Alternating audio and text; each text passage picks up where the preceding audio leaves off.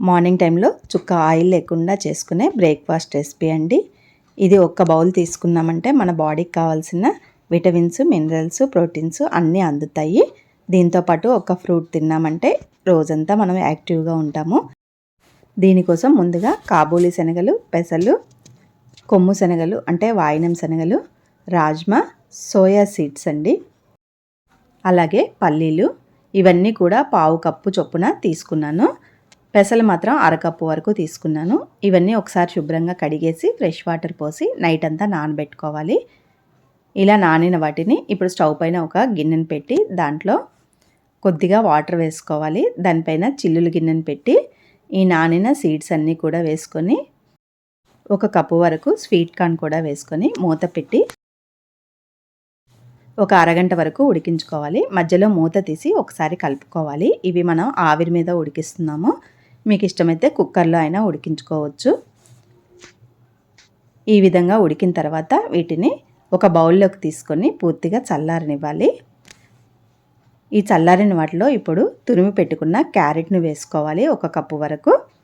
అలాగే కీరా దోసకాయని కూడా ముక్కలుగా చేసి వేసుకోవాలి. ఒక 2-3 చెంచాల వరకు నువ్వులు వేసుకోవాలి. ఇవి పచ్చి నువ్వులే అండి.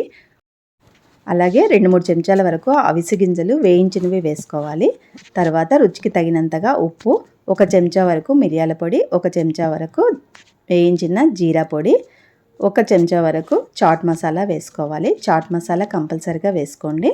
తర్వాత సన్నగా తరిగిన పుదీనా, కొత్తిమీర వేసుకోవాలి. ఇవన్నీ ఒకసారి కలుపుకున్న తర్వాత ఇప్పుడు నిమ్మరసం పిండుకోవాలి.